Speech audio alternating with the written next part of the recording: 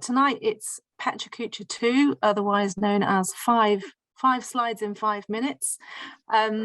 We've got some brilliant guests tonight. We have Ian Miller, Pablo Iglesias, Morag Rose, Rob McGinnes, Jen Clarke and John Berry. So they're all really interesting guests that we have lined up to talk this evening, and they're also part of our salons that are happening next week. We've sent quite a few messages out about the salons, but just in case you don't know, the salons are on next week, Wednesday, Thursday and Friday morning from 10 till just before lunch, 1:45. Salons are a really rare opportunity for students to discuss their matters of concern or care in relation to their project and design with someone from outside the university, and you get to meet other students from different years and courses within the school. So we're offering 3 mornings of salons, they're going to be online. And you'll get grouped with 2 of the invited guests, which include guests from the first Peterlee evening a couple of weeks ago, and the guests that we're seeing tonight, as well as being mixed up with some students from other years. So you're asked to bring 3 things to a virtual table. We're going to be using Miro boards. The 3 things we want you to bring is an object, a drawing that you might have done or a drawing you like, and some text. You share them on a Miro board and you gather virtually around the table and discuss what you've brought. It's not meant to be a tutorial or a crit, it's more of an level conversation between you all. So kind of enjoy that high level conversation about design and wider context. And it's meant to be, you know, an equal footing. So don't feel like they're the grown-ups telling you that you know, all ideas are equal. So if you want to sign up for a salon, have a think about what you're doing next week and when you might be free. There's the link now in the chat there. So anyone who wants to sign up for a salon, that would be great. Click on that link, share it with your friends. The first guest and one of the salon leaders next week is Ian Miller. So Ian is an archaeologist and a heritage professional with research interests in Greater Manchester's industrial archaeology and historic environment. His current focus is textile mills and Manchester's 19th century glass industry, and at the moment he's director of Greater Manchester's Archeological Advisory Service. So I'm going to share my screen for Ian. There we go. You see that, Ian? Thank you. So you've got 5 minutes. Okay, thank you. Well, good afternoon, everybody. Yes, my name's Ian Miller. The short title is County Archeologist for Greater Manchester. And amongst other things, I provide specialist advice to the 10 district authorities across Greater Manchester and all planning matters relating to archaeology and the historic environment across the county. So that's me. I'm hoping that the image here doesn't need any introduction, as the 3 graces that dominate the pier head in Liverpool form what is, well, really is probably one of the most iconic waterfronts in the country. What I'd like to do is introduce the concept of sense of place and how this can be a matter of concern for me as part of my day job and what that has to do with you as architects. Okay, next slide, please. The term sense of place can be used to describe how someone perceives and experiences a specific place, a townscape, or an environment. What do you feel from a townscape when you move through it and look and experience the buildings? Does it speak to you? Does it give you a feeling of important historical events? Walking along the pier head at Liverpool, for instance, I find it very easy to sense the character of the city in the early 20th century, when it was one of the most important ports in Western Europe. In 2004, however, Liverpool City Council approved plans to progress a new building on the historic waterfront. This was designed by the leading architect, Will Alsop, and was dubbed the 4th Grace, although locally it was known as the gigantic dog turd. And you get some impression of that from the photograph below, the CGI below. I know this looks totally unbelievable, but I can assure you it was real.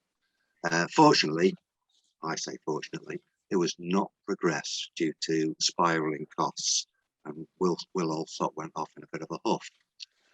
Had it been progressed, how would this have impacted on how you experienced the waterfront when you were visiting? Would your eyes be distracted from those historic three graces? Would that sense of the early 20th century world just be diminished? It would for me. If we move down a slide and turn to the greatest city in the world, Manchester. This remarkable city was at one time the cotton spinning centre of the world, hence its name, Cottonopolis. Foreign visitors to Britain in the early 19th century often included a trip to see the cotton mills in Manchester and marvel at their sheer size and power, being the first of their kind in the world.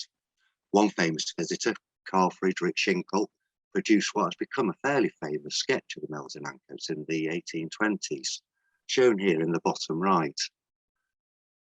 Whilst the main image of Ancoats has been referred to as the stock image of the Industrial Revolution, but it certainly typifies a widespread perception of historic Manchester, historic industrial Manchester. If we go down to slide 4, Ancoats, or well reputed, thank you, is only one of significant groups of historic textile mills in the city, and another group, possibly my favourite actually, in the city centre, survives along Cambridge Street behind Oxford Road railway station.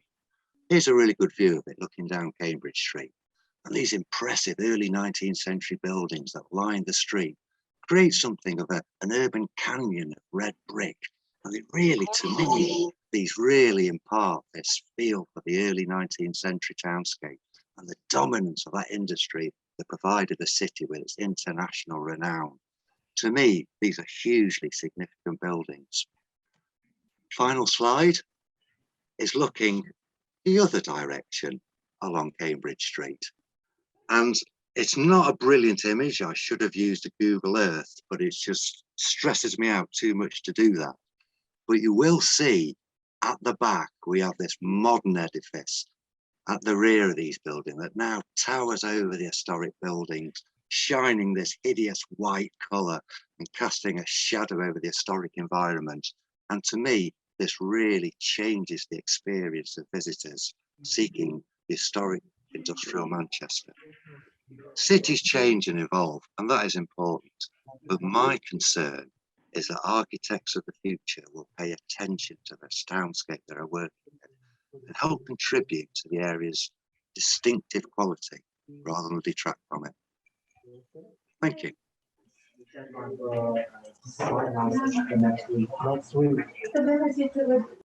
Thanks very much, Ian. That was really interesting. I did actually completely forget to remind everyone who's coming tonight that the theme for the presentations that you're all giving is a matter of concern. So that's what we asked the guests to respond to. So the next guest we have up is Pablo Iglesias, who I actually used to work with a very long time ago. It's very lovely to see him this evening. Pablo is design oriented with a body of work and awards spanning more than 30 years and 3 continents. In March 2018, he founded the architectural collective Grated Apple. So Pablo, over to you. Okay, thank you. Right, what is kitsch? This word appears in a dictionary of the 1870s in Munich, related to the word kitchen or dishonest, meaning to make new furniture with old. Today, that definition will be more appropriate if you said to make old furniture with new. But kitsch, as we know it, however, wasn't born 150 years ago. It has been said that kitsch is as old as sin.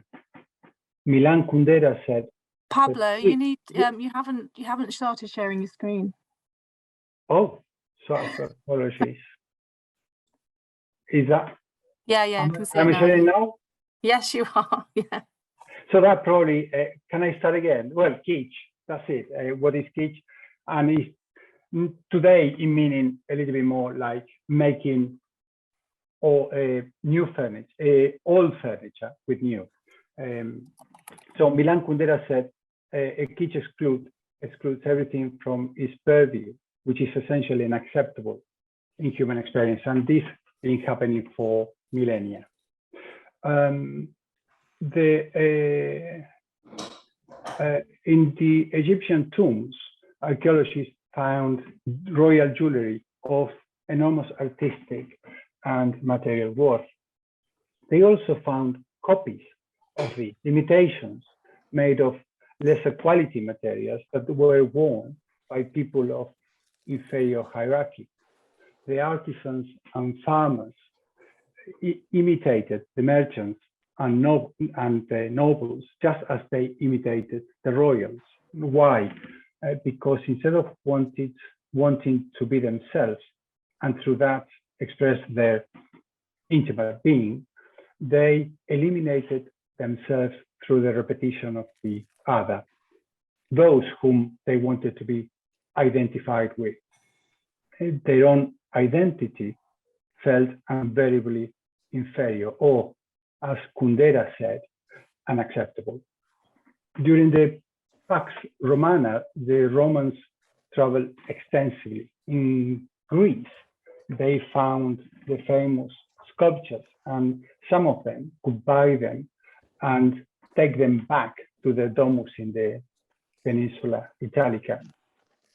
A Greek sculpture in the garden meant prestige for the owner. But there were a lot of tourists and a few sculptures, so skillful Greek craftsmen started to copy the original sculptures to sell to the tourists. Soon enough, Italian craftsmen started to copy the copies and to sell to the Italians that could not travel, but wanted the Greek sculpture in the garden.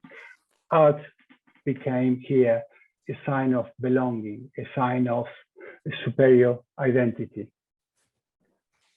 Lacan, after he visited the Olympic Games in Berlin, he said that the constitution of the masses appears through their identification with the leader. It's generated by the image of the leader. This image is offered as that desire, but not of one's own, and constitutes the false conscience. When a person takes this image, they believe that in a more or less unconscious manner that they will be like the leader, or at least they will form part of the project proposed by the leader. This happens because the person didn't ask himself, who am I? What is good for me? Is the other really so wonderful that I should take him as a model, that I should dilute myself in him? If you don't ask this question, it comes alienation, because there will be no answer. Kitsch is part of this alienation, to do something that is not what I want, is not what I need, but is what is supposed to be done. When I avoid being myself, that's kitsch, I'm kitsch.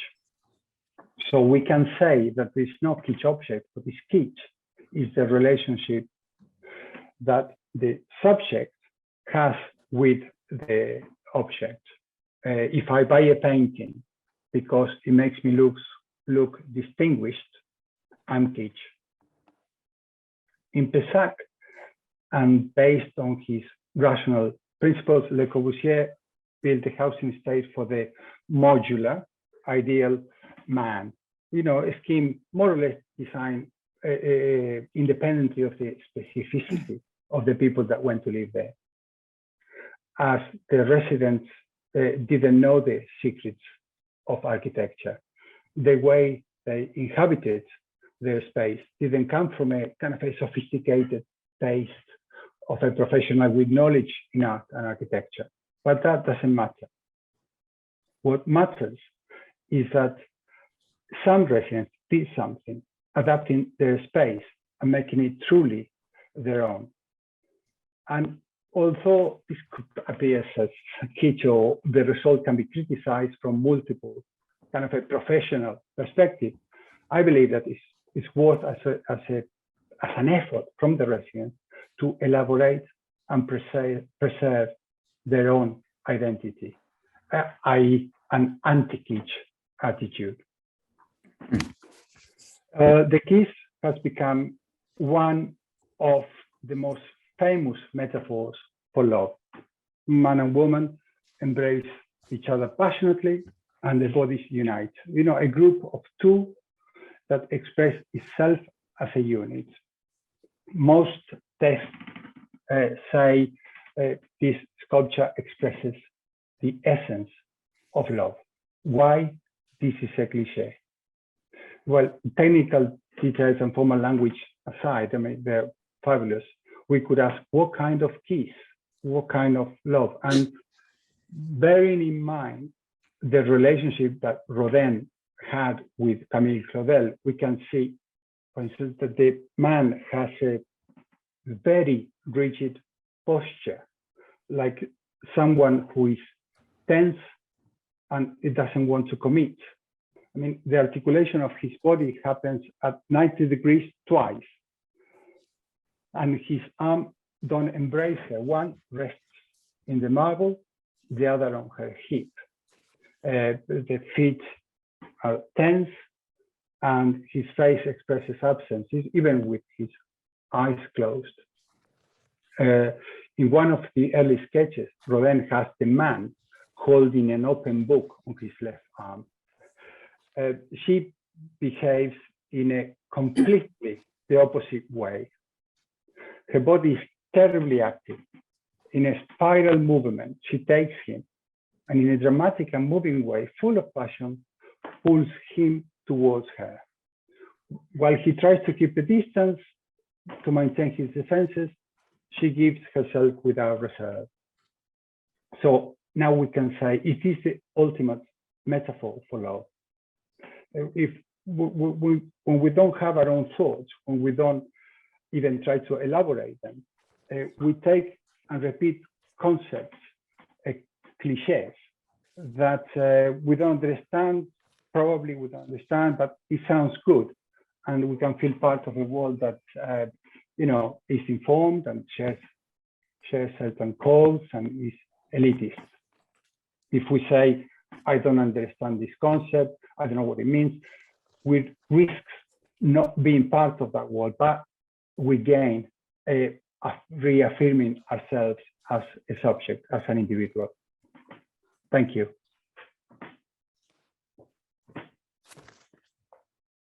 Thanks, Pablo. We're now moving on to Morag, Morag Rose. Morag is a walking artist, activist and academic. She's the founder of the psychogeographical collective, the LRM, which stands for the Loiterers Resistance Movement, who facilitate communal creative wanders across Manchester. Check out her website and go and join her for a wander across Manchester and experience the city in a different way. Her research interests include public space, access equality and radical history. So over to you, Morag. You're just sharing your notes there.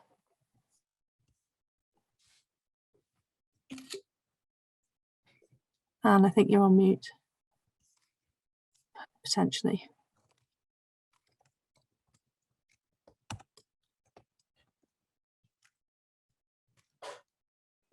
I can still see the notes.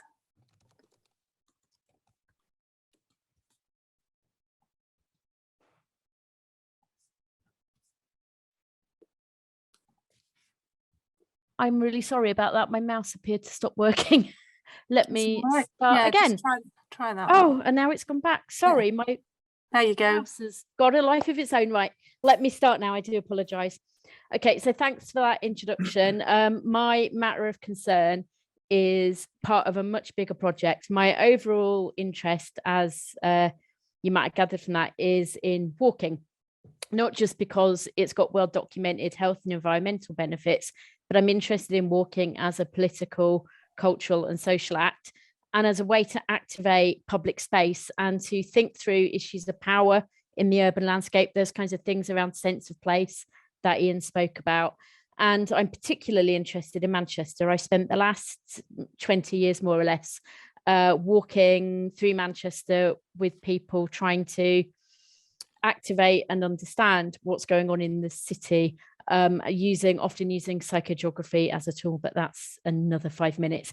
Today, I want to think through interviews I've done with women about their experiences of walking in the city, and we walk together to talk, because I think it's a brilliant way of thinking about the landscape, breaking down some of the hierarchies you might get in normal research. So these are things that women told me mattered to them and stopped them fully experiencing, enjoying being part of Manchester. So the first thing, perhaps the most directly and obviously relevant to architects, were material concerns that stop people being able to be part of the city. Now, these include infrastructure things like toilets. I've used them as a symbol there of a really important sign of who is welcome in space.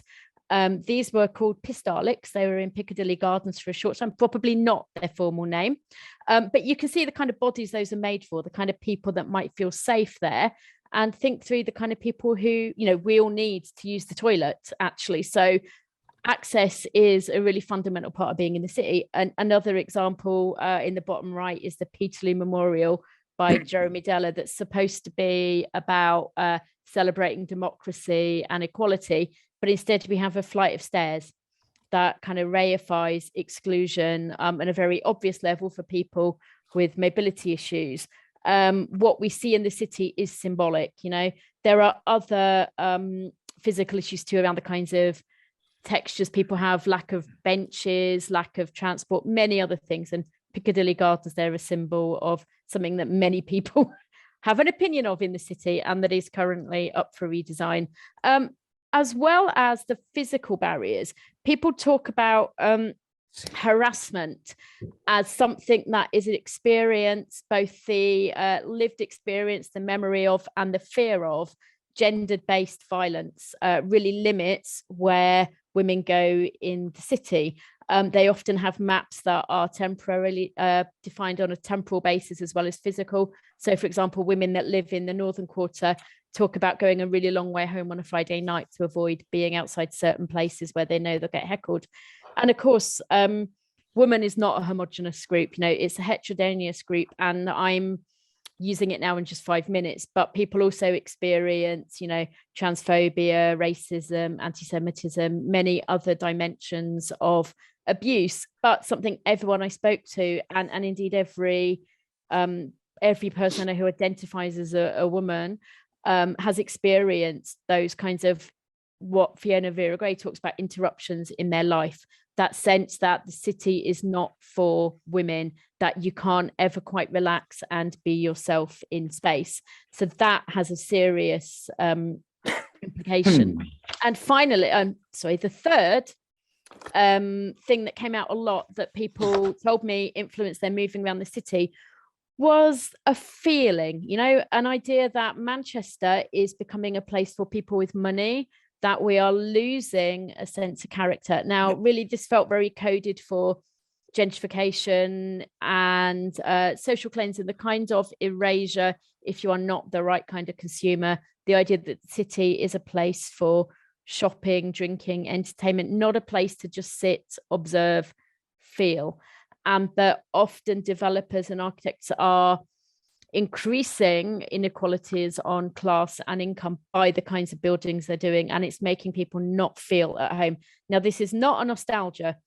Not a single person I've spoken to wants to go back even 20 years to a city that was much emptier, much less back to the Industrial Revolution, which would have been horrific for anybody there. But it's an idea that actually, how can we design and make a city that is absolutely available to anybody who wants to be part of it? Now, my sign about the material spaces, I mentioned there was a quote from someone in the women's design group who said it's really hard to say what's gendered and what isn't, because actually access for women equates as access for everyone. So actually, a space where somebody can push a pushchair, of course, that shouldn't just be women's work, but we know that caring for children is disproportionately done by women. A place where you can take a buggy is a place where you can take a wheelchair. and a suitcase, and you can just use if you're feeling a bit tired, you know. So we need to think through these things. And what I'm calling for, what my main matter of concern is, how we can take an intersectional view of access inequality that takes into account many aspects of self, but also thinks about not just material inequalities, but economic factors. I've not had time to really talk about land ownership and what we mean by public space, but there's something there about policies as well that make people open. So Manchester, we have a public space protection order that makes it illegal to have a tent in the city centre. And you might think about who needs a tent, whether or not if you're queuing for a ticket or an expensive pair of trainers, you'll be as impacted as if you're trying to find somewhere to sleep for the night. And that also includes the cultural change so that everybody feels welcome in our city. I think we need to pay attention to absences and what's not in space as much as what we do, and to keep asking questions about who and what is Manchester for, how can we achieve spatial justice, and how do we enable everybody to feel able to take up space in our city centre. So thanks very much. And sorry for the technical glitches. No worries. Thanks, Morag. Okay, we're moving on to Rob McGinnes next. Rob founded Hive Architect Studio, which focuses on building better through collaborative, sustainable design. And he's also the current president of the Manchester Society of Architects.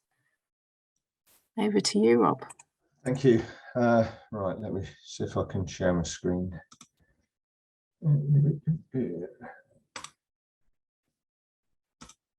Okay, can you see that? Yeah, we can see that. Yep, jolly good. Right, okay, so my matter of concern is kind of nuts and bolts, really. It's about building better. So let me just, rather crude image, but kind of illustrates a point. Why are we still building houses and other buildings that leak like sieves when we've got more and more robust design requirements? Oops, sorry. Research into the gulf between exemplar designs and their post-occupancy actual in-use energy analysis found a gulf of as much as double the energy being used as expected. This led to a report closing the performance gap, and that was 11 years ago.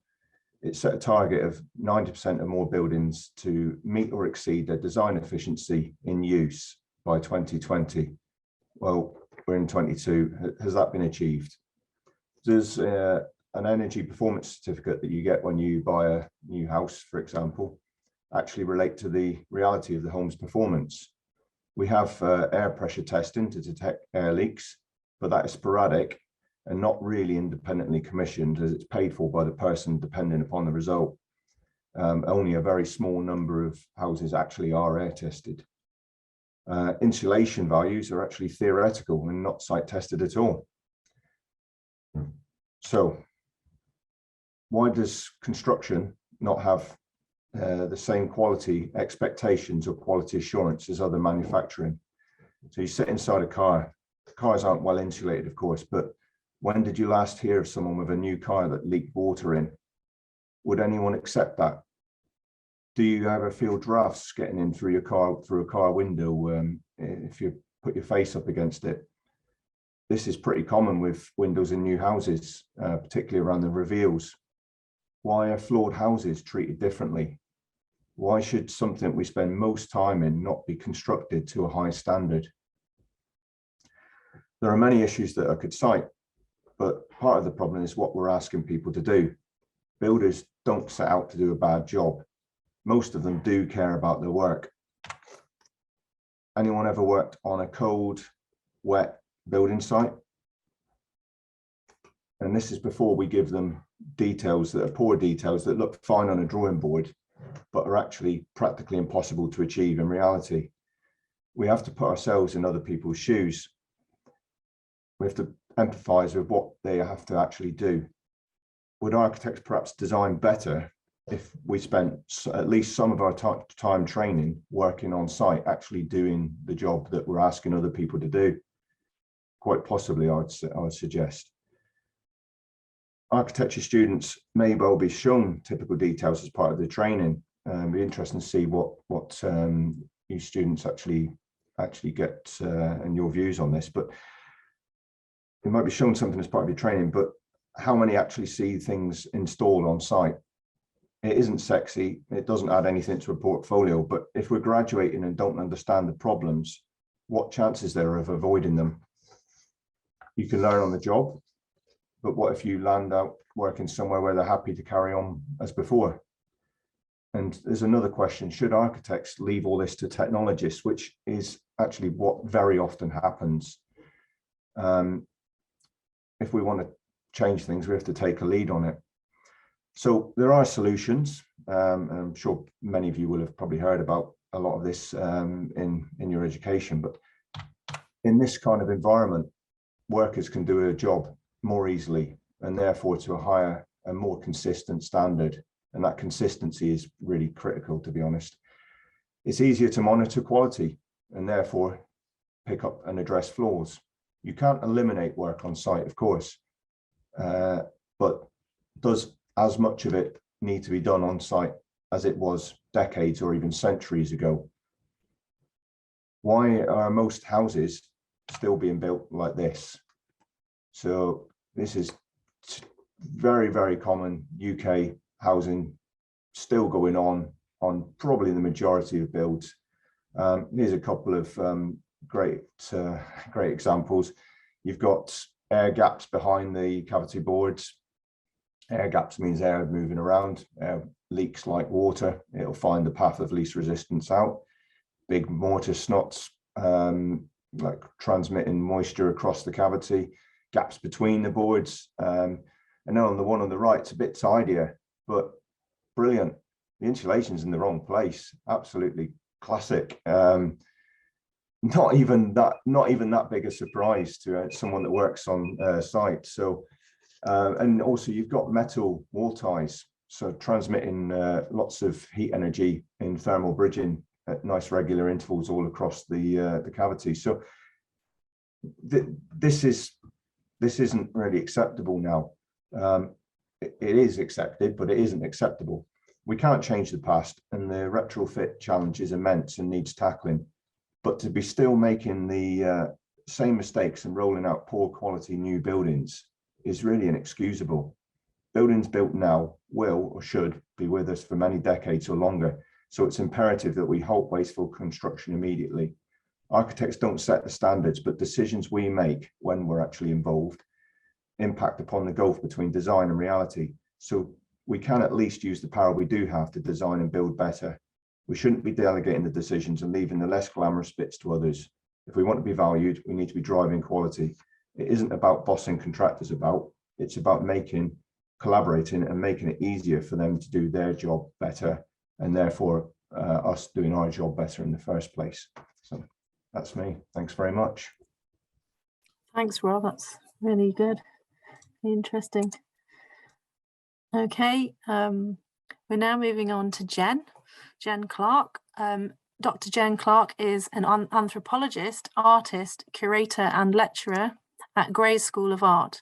She convenes the European, ESA Antart Network, and is chair of the board of Scottish Sculpture Workshop.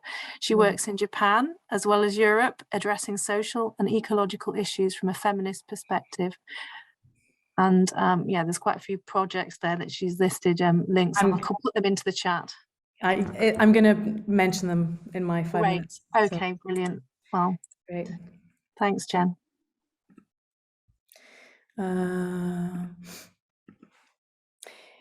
Yeah, I hope this doesn't come over as too egocentric, in that my matters of concern take you through some of my projects and backgrounds to get at my interests, possibly partly because, unlike the really interesting and important practical discussions around architect and the responsibilities of architects, I'm not an architect. But I hope that you might be interested in some of the projects that I do from an artistic and anthropological perspective. And I am taking a much more abstract and indeed philosophical approach to a matter of concern, following the French anthropologist, indeed, Bruno Latour, from whom that phrase was popularized.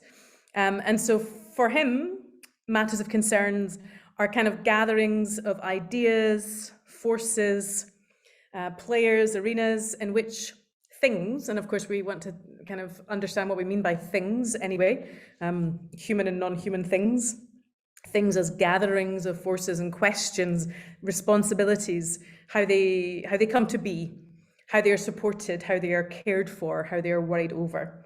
And so the work I'm going to share with you today is just a bit of a breeze through some key projects of mine that show the way in which my work responds to social and ecological issues. As we've just said, I'm an anthropologist and an artist, and so my work is usually collaborative. It involves filmmaking, the exhibition of visual work, installations, various events, performances, and so on, which are usually participatory, processual, or relational, and often questioning the limits of these forms. And so I started my kind of academic work, I guess, by doing a PhD around art and forests, or art and design. So working with landscape architects, forestry designers, planners, hardcore foresters in operational working forests. I spent a couple of years in places in Scotland mostly, attempting to understand what role art and design might have, and how we imagine futures which are related to the way forests exist and live themselves, which is in remarkably long timeframes. And so that's one of my interests, and actually a current project that I'm working on, if anyone's interested in landscape at that level. I used to live in Japan. It was actually nearly 20 years ago, the first time I went to live and work in Japan. But after my PhD, when I was developing work for a postdoctoral project, which was around multidisciplinary approaches to, it was called Knowing from the Inside, which worked with architects or architecture, design, broadly, anthropology and art. And this is my connection with you guys through Ray Lucas. Anyway, I was invited back to Japan. I had a different project in mind, but had responded to what's now known as the triple disaster in Japan, which now just over 10 years ago, nearly 11 years ago, where there was an earthquake that sparked a tsunami that caused a nuclear accident. And I spent a few years back working in Japan, as well as in the UK, developing a series of interrelated projects, which looked at coastal landscapes, of course, but also more abstract questions around the materiality, I guess, of, trying to find alternatives to the apocalyptic visions of the future that are usually presented in disasters or disaster porn. But I also, recently having become a mother, have turned my attention, I guess, more to, I guess it's connected to my Japanese work, which will become clear, but I'm not just interested in landscape, I suppose is my point. The work that I do is often attending to how we are in space and how we work with people. And this image on the bottom left there is about a series of, I guess you'd call them embodied reading conversations with mothers around a really interesting approach to the maternity, to embodied experience of mothers, and how they, as in this book, this fantastic book by Lisa Beretzer, there's a discussion of the ways in which when you become a mother, or different, ways in which you're not the average pedestrian, the world suddenly shifts, and the way that you have to navigate obstacles in the world really shifts your perception and experience of being. And a lot of my recent work has engaged that. I'm not sure how my time is, but one of my projects, which I did talk about with some Manchester students not too long ago, includes, as I mentioned, collaborative filmmaking. Here, this work, Speculative Fiction Practicing Collectively, was a kind of trilingual project, which was really about exploring our experience of home, our embodied experience of being at home under COVID, either as mothers or as women, and attending to the gender politics of the domestic space. And we've written collectively about that. And really, I suppose, the root of what this matter of concern is about how my work tries to attend to responsibility, which is a phrase from Donna Haraway, a feminist theorist and primatologist who I'm sure you've heard of, which is about cultivating a collective knowing and doing, or rendering each other capable. And that's important for my collaborative work, or my collective work. A project that was supposed to take place in Japan, but became online and virtual, but indeed is about, again, this attempt to share and to produce collective documents and collective, a kind of temporary community, I suppose, of people. Is a socially engaged art project. It's about exploring and sharing these experiences in a fundamentally bilingual way. It was a very challenging and exciting project that addressed the experiences of women in caring roles and responsibilities, trying to focus on the concept of care and the concept of recovery. I could say more, but I think I'm at 5 minutes. So I'm looking forward to speaking to everybody in the salons, and I'll stop sharing. Is that okay? Is my time? That was I feel like I whizzed through it, but it's always the way. That was good. Pablo's still on for longest. Yeah. Great. Well, we're on to the last guest now. We've got John, last but not least, John Berry. John Berry is the People, Places and Purpose Director and co-founder of Tyler Grange Group Limited. With over 23 years of consultancy experience within the private sector, he holds an honours degree and post-grad diploma in landscape architecture. So over to you, John. Thank you very much. Can everybody see that and hear me? Yes, that's fine, thanks. Brilliant. Yeah, my matter of concern, 5 in 5, don't forget fun. So what is fun? Well, the Oxford English Dictionary defines fun as enjoyment, amusement, or light-hearted pleasure. And who's entitled to it? Everyone. So why my concern? Well, basically, a survey undertaken in 2018 by the Joseph Rowntree Foundation identified the importance and social value of spaces within buildings and externally. However, the research also revealed a pretty significant shortfall, particularly in terms of communal space. But more alarmingly, the feedback from most users was that spaces were uninspiring, bland, exclusive, and allowed little opportunity for play and interaction.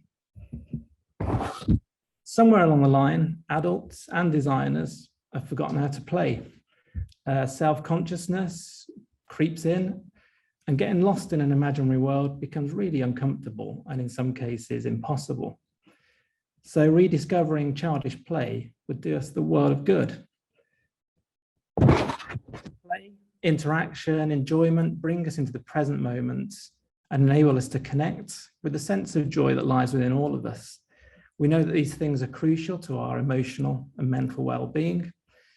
And we also know that playing helps us feel a connection to other people and develop skills and ideas.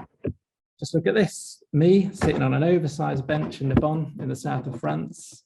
It made me smile, I had fun. And taking that even further, medical research has shown that through silliness, laughter and enjoyment derived through the environment around us increases brain activity. So we get neurons that use oxytocin, which is the pleasure hormone. We get dopamine, which is the reward, motivation, learning and thinking hormone. And also norepinephrine, which is the energizing, attention-grabbing hormone. So the human response to fun is clear. It offers improved immune functioning. It offers stress relief. It offers increased tolerance to pain, improved cardiovascular health, reduced anxiety, and also play can also unite in the bleakest of scenarios. You'll all be familiar with this. The pink seesaws, designed by Ronald Rell, Professor of Architecture and University of California. This is on the US-Mexico border. It's a great example. It's known as the Toto Wall, that's officially named, and it offers a playful experience and a togetherness across a divided community. So designing interactive and fun places, in my opinion, therefore needs to focus upon the important role of free childlike play for all, removing some of the rules, allowing for self-interpretation, adaptability, and also allowing new ways for people to physically interact with the environment around them. With our innate sense of play, whether it's repressed or not, I truly believe that we're always scouring for signs in the urban environment around us. It's a pragmatic approach, therefore, not only to build cities that foster play, but also use play as a means to efficiently and effectively plan a resilient urban place and buildings of tomorrow, which will be greener, more inclusive, and indeed more playful. Initiatives like Playborhood and Play Streets are proof that play is a successful placemaking aid. It empowers people, and it also gives them the rights and agency to challenge the status quo. Since play has always helped break down barriers and break the ice amongst children, regardless of where they come from, I'm a true believer that it's not too much of a stretch to accept that exactly the same could happen for adults. This, for example, is on the slide actually, is an interactive lighting floor that the University of Warwick installed at their arts centre, and it increased footfall and interactivity for adults by 400% over a month period. So finally, I'd like to end with a quote, because there's somebody always better than yourself to sum things up, and in this case I was fortunate enough to work with Richard Rogers in 2002 when he was part of the Urban Vision Renaissance and the Urban Task Force.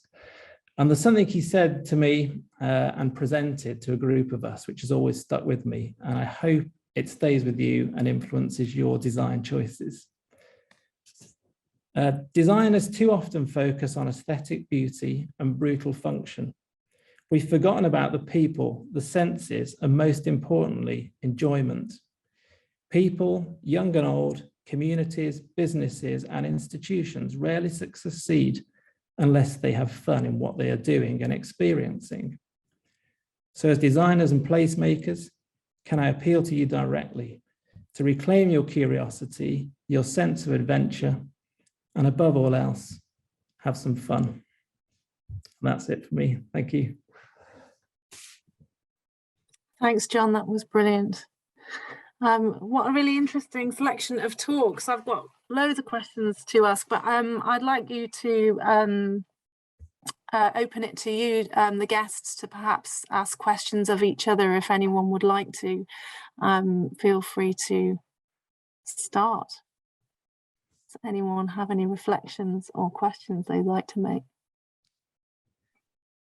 Yeah, I'd like to ask one linked to something Jen said, actually, if that's possible, as it links to fun.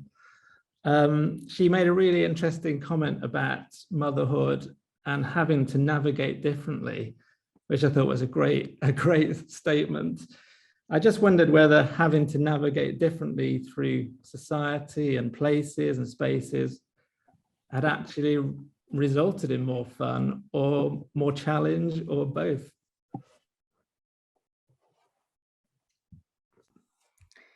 Did you want my experience? Yeah, it'd be great. It really just depends. I mean, the last time I went to Japan, which was in October 2019, I spent about 3 hours circling the train stations and the subway places, literally 3 hours, because they only had one lift, one elevator in one part of the building, and the rest was stairs. It was completely and utterly, I'd been on a flight for 20 hours. I had my 9-month-old baby with me, and it was just awful. And it's just things being able to experience, or the shifts in experience which suddenly open up your awareness to how radically different life can be for different people. We all have those different changes, I suppose, and there's lots of access discussions I'm sure that everybody has. So so the challenges are definitely real. There's an idea that decision making, particularly around architecture, you know, is it or design in general, like how much it's shifting towards understanding user experience is huge, of course. So the challenges are there and people are doing it. Can it be fun to navigate the world differently? If you can shift the, so if you can shift your experience of time, if you can shift your priorities, if you can see the world from a child's perspective in that particular example, like how does, then yes, there can be so much fun and a fundamentally different way of seeing the world, can't there? But that means often, sadly, having to sort of be in the face of what might be, you know, like a salmon swimming up the river in the wrong direction compared to everybody else, like, you know. And I think it's really important, the kind of insights from our anthropology, wherever, that, you know, that architects and architecture students get to that care about those things. Yeah, sorry, that was a rambling, but that's a really thoughtful question, so thank you for that. Yeah, that's great. Thanks, Jen. Would anyone else like to ask another guest a question?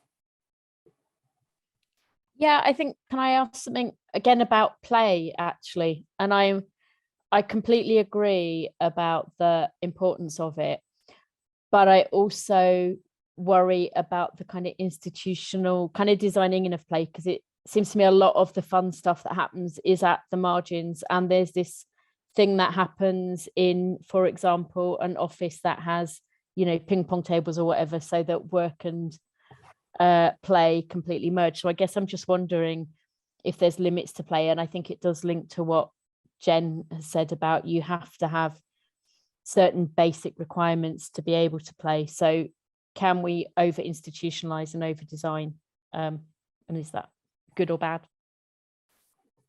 Are you asking that to anyone in particular, or are you making it was sort of to everyone, because I feel like it's crosses over a little bit, I guess, particularly to Jonathan, but really to anyone that has a view, really, because I'm always trying to navigate that line and I don't have an answer, but I realized it was a bit wombly for a question. Sorry. No, I totally agree, actually. I think my experience is play can be, or fun can be, controlling if it's too contrived. So my belief is that fun needs to be sort of not forced on people. It needs to be defined by the community that will inhabit that space or use that space or that building. I do agree. We are, a lot of places that are designed for fun and enjoyment now are very controlled and very restrictive, which actually tends to have the opposite effect of attracting people to it. And you'll see it with children. Children often naturally levitate towards the space where they shouldn't be playing because it's more dangerous, it's more interactive. So I totally see it as a problem to be solved, and it's definitely not an easy one. But I guess it means that policy makers need to permit a little bit more risk and accept that things won't always work and they will need to be changed and adapted. But yeah, it's a really good point. I think it's interesting that you mentioned risk twice in that answer, because I've written down risk as perhaps the theme that connects all of your presentations, and in the fact that, especially perhaps with Pablo's talking about when I avoid being myself, I'm a copy, therefore I'm kitsch, and about individuality and being allowed to be who you want to be rather than being forced to be something, and how gentrification maybe is an erasure of individuality. I just think that's quite interesting that I picked that up in Ian's presentation and then Pablo's as well. And then I suppose the loss of the individual nature of a city through gentrification. So I don't know if Pablo wants to ask anything or say anything at this point. Who are you? No, actually I was kind of thinking about one of I think it was the last image by Ian, in terms of that contextual kind of appraisal of that street in Manchester. And I don't know if we can bring that image again here, but it will be interesting to see if we can have another reading of that. Yeah, exactly that. I mean, the first impression is that, I mean, not the first impression, but I understand what Ian's coming from, but at the same time, we can say, well, by being white and being of that tall proportion, you might feel that, you can read that image as the new intervention, that it frames the historic context. And I think you can say that it works quite well. It doesn't kind of a pastiche, or it doesn't kind of compete with it because of the color, the texture, and the proportions. And so I thought that was another reading that we can add to that. I don't know what everyone thinks about that.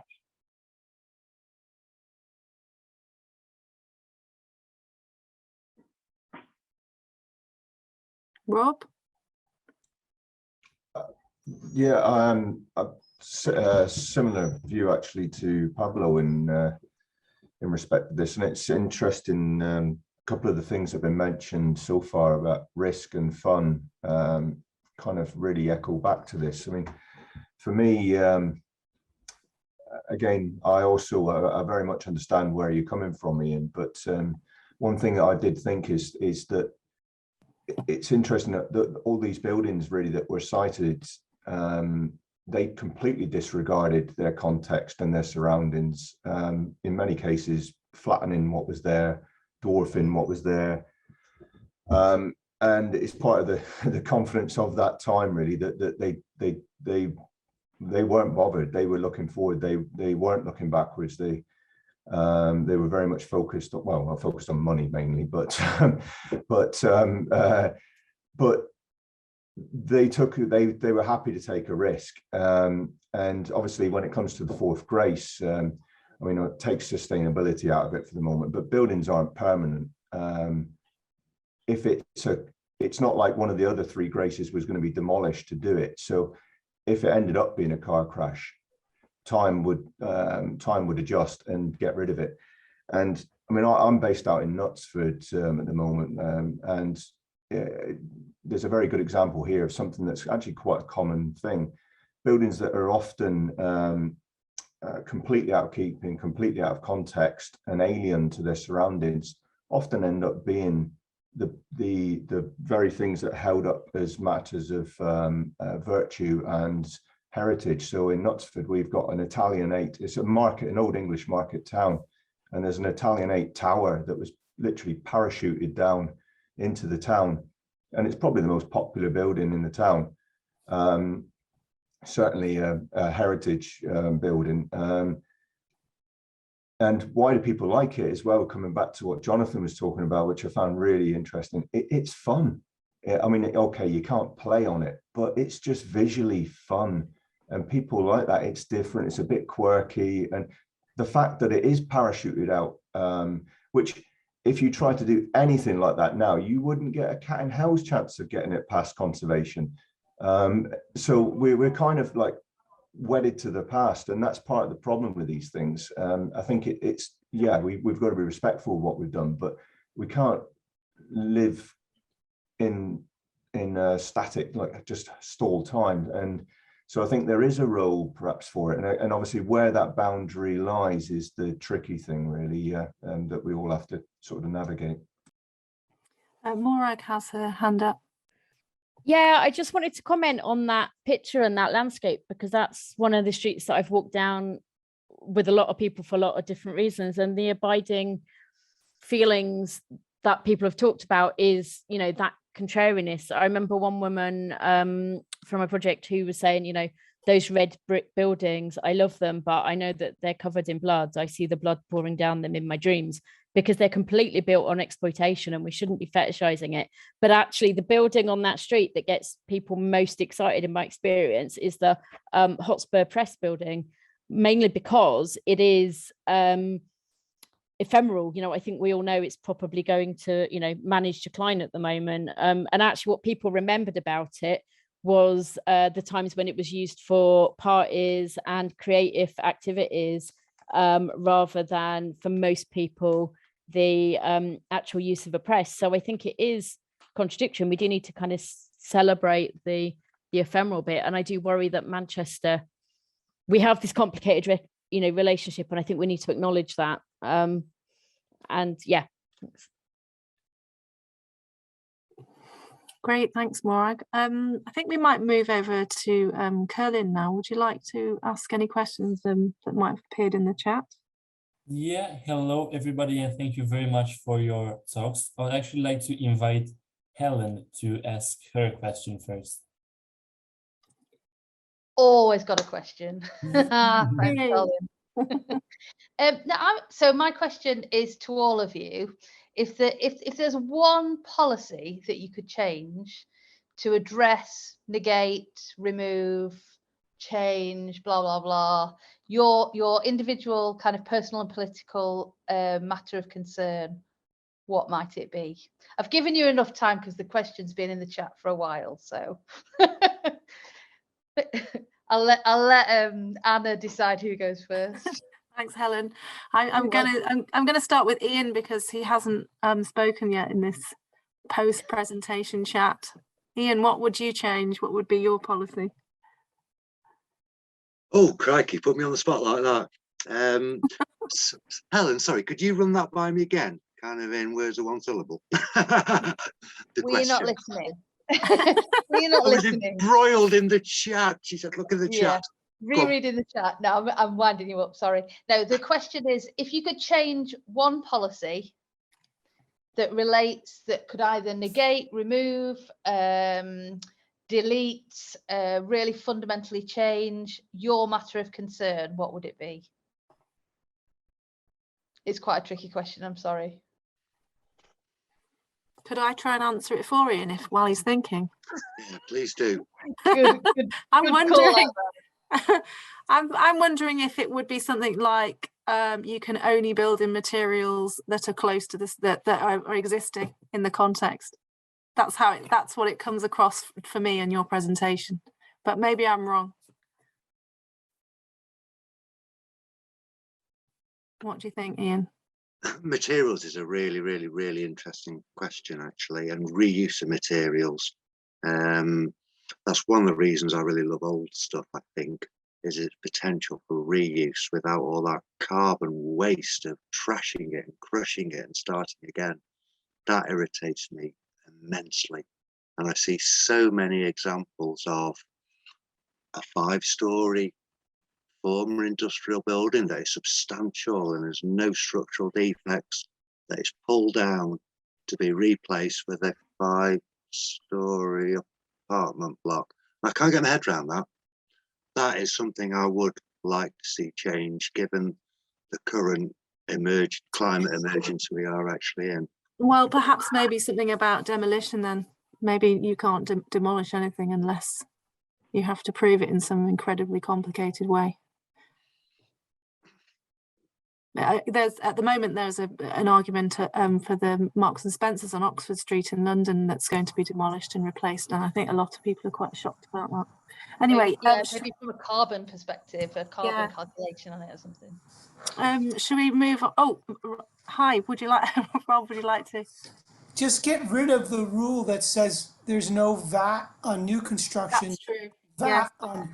VAT on any reused things. It would radically transform. Wouldn't prevent new construction, but it wouldn't incentivize the destruction of old stuff so that you can build new stuff. Because for the developers, they don't care. All they care about is amortizing their investment, and the shorter time it takes them to do that, that's the thing they're going to use, and that would radically transform and the way we use them. Yeah, VAT, just swapping it over, to new build and existing. That, yeah, great. Sorry, Pablo. I would get rid of planning policy. Just That's a bit follow- radical. That's a bit radical, isn't it?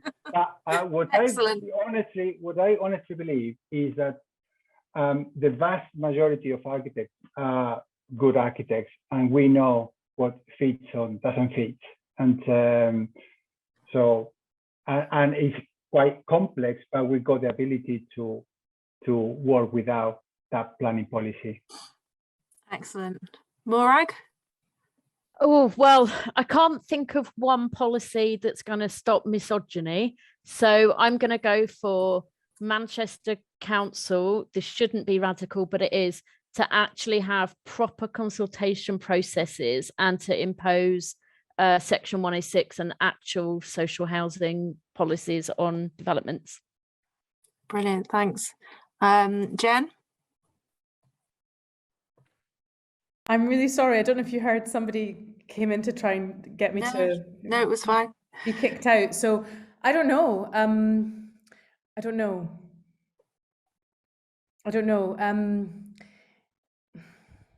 Let me just. Am I the last person? No, you're not. I can go Okay, on. come back to me. It was Okay, Helen's come back question, to right? you. We're all answering. Okay. Thank you. Okay, Rob? Yeah, for me, it's really the absence of policy that's the problem. That we've got rid of policies, we've suggested them and backtracked away from them.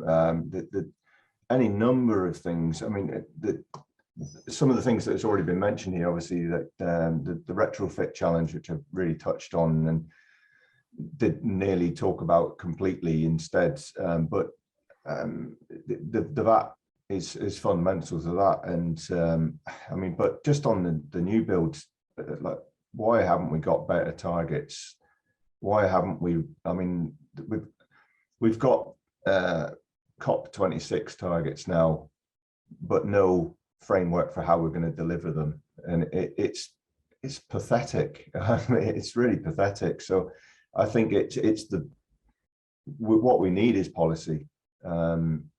What we've got is some pretty tired building regs that keep getting suggested to be updated and inevitably get lobbied and watered down to being pretty pathetic, slightly improved pathetic versions of what they are now. So I know it's a bit, I'm a little bit cynical. So, but you could write new one. Yeah. You could write a new policy. We had students last year writing new building regs. Yeah, I mean, Well, they were supposed to be feminist building regs, which was even more of a challenge. But yeah. Yeah, I would say that. I think it's what we need, really. I mean, if we could do one thing, perhaps that we provide some policy that basically forces the breakup of the big five house builders. In 1970, we had a builder, small builder developer, told me this. So you have to correct me if the facts aren't correct, but something like 30,000 builders, developers in the UK building housing, building under 100 units a year. And then currently we have less than 3,000. I'm amazed it's as much as that, to be honest, because there are very, very few house builders out there.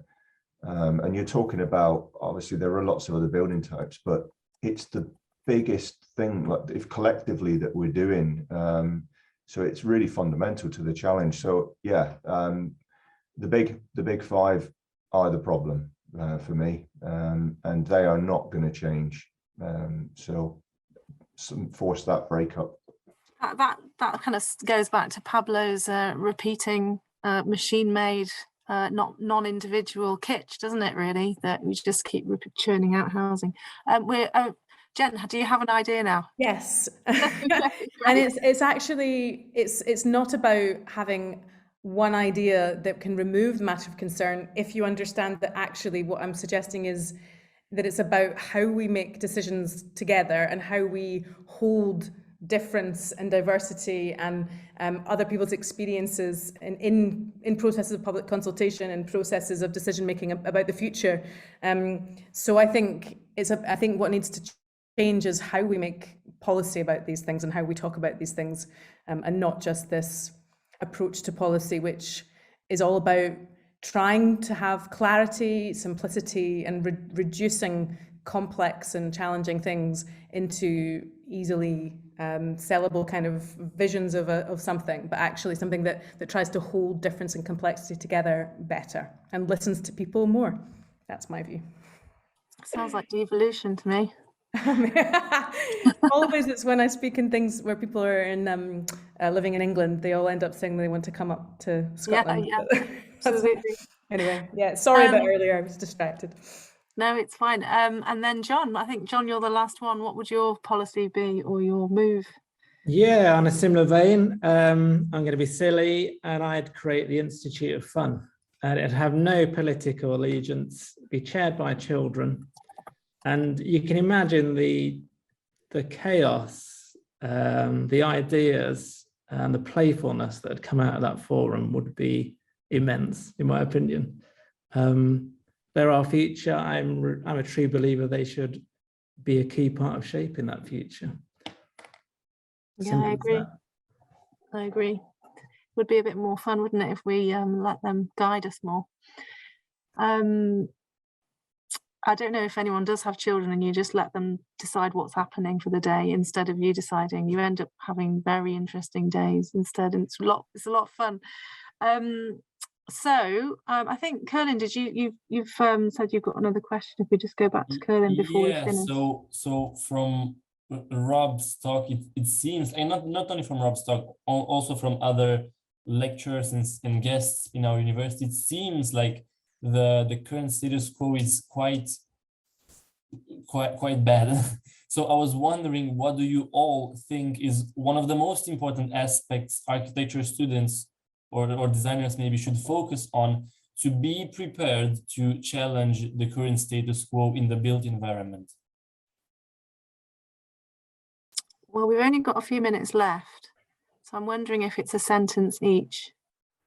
Rob looks like he's ready to like, or say one something. word or something, I don't know. Or, yeah, something short. Yeah. I don't have a quick off the cuff one. I mean, I think the climate emergency is so imperative that we have to be producing people that have the answers to it. And my view is we're not enough anyway. I think we're falling short, and then that's not a criticism of anyone. I think we really do need to do better as a industry and as a society. Anyway. Ian? Upset the status quo. Take motor vehicles off our accommodation areas and in urban areas. Let's bin the bloody roads. Let's give the cities back to the people. That's what I'd like to see, I think. And that would help address the climate emergency. Oh, you just put yourself on mute. Yeah, sorry. I work in Salford, which has the dubious distinction of being the most polluted city in the northwest. I'd like to see the vehicles off the road myself. That would be fairly radical, I think, and upset a status quo. Great. Pablo? Well, to me, I mean, for the students, the technical aspects are a given. I would, to practice architecture, I would ask them to concentrate or to focus on is that part of the profession which is not a given. What makes good architecture? Because totally agree with Rob's exposure, but having a technically well built building doesn't guarantee good architecture. So I would like the students to focus on that bit that makes good architecture. Okay, great. Everyone's moved around. John? Yeah, I'd say be playful and learn to make mistakes. Brilliant. And then Jen? I'm just thinking about what we might take from anthropology, which can be really, truly dismantling the presumptions and assumptions that you bring at the beginning, and find a way to get rid of that in order to truly spend as much time as you need, or as little time, to really understand what's going on first before throwing new things at whatever might be perceived as a problem. So spending real intense time with people and things, I think. Yeah, great. I think it's important to be humble as a designer. I think it's just Morag now. I think then we're done. Okay, start in everything that you're doing, start with the social model of disability, that it's the environment that disables people, not our bodies.